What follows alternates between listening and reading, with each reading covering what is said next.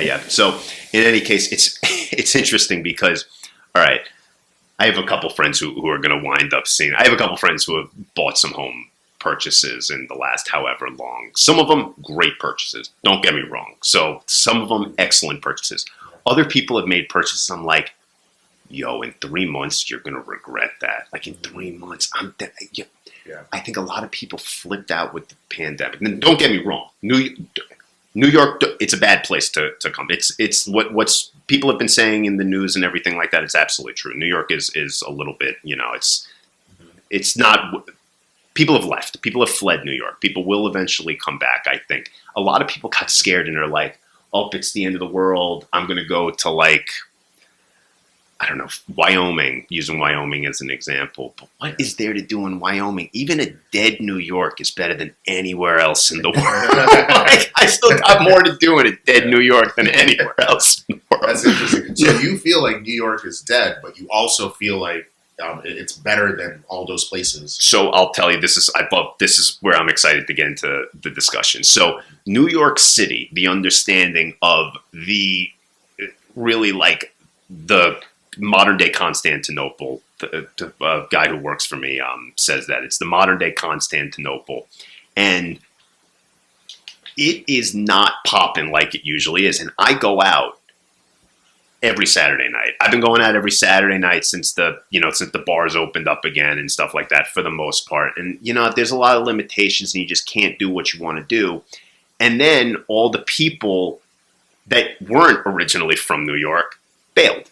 Because, but what got left here? The people who live here. And what makes New York? The people that live here. So I got a feeling that there's going to be this comeback to New York because where are we going to go?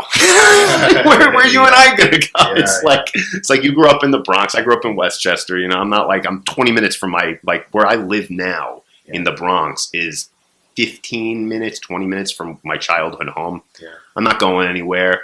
And the other thing is, when I say that there's still more to do here than there is in anywhere else in the world, I'm still, I think I told you I'm into Latin dancing. So even though I can't go to my salsa socials anymore, I'm still going to my salsa classes tonight on Thursdays and my bachata classes on Friday. Yeah. I still got things to do on a Friday, Saturday night, quite frankly.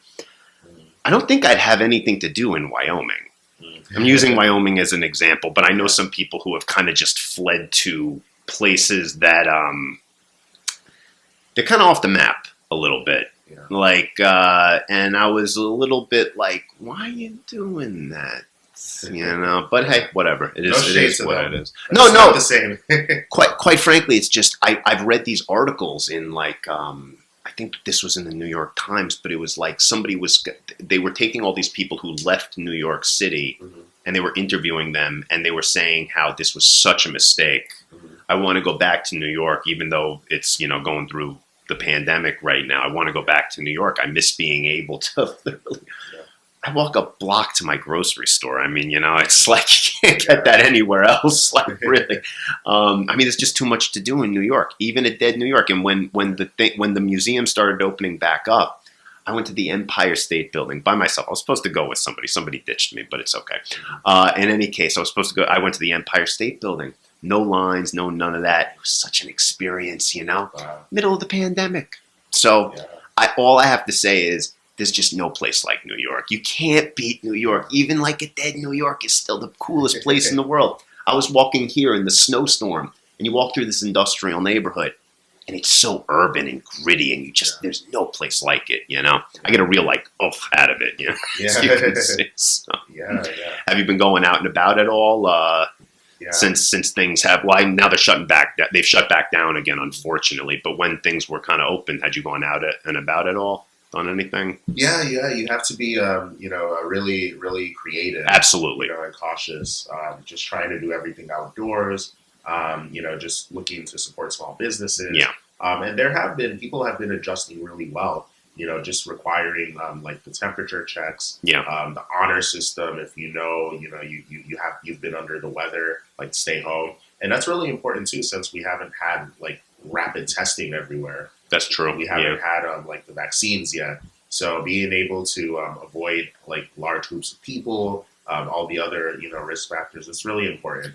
Yeah. So what I've noticed in regards to safety when I was going out and about, a lot of these restaurants are pretty good with the safety and everything like that. When I went to the Empire State Building, they were very good with the safety and everything like that. But then again, there was like not a lot of people there, but they were really, really good at making sure like, okay, this many people in an elevator, this, like you have to stand here, stand here, stand here. So I was really happy about that. It was a really good thing. Okay, so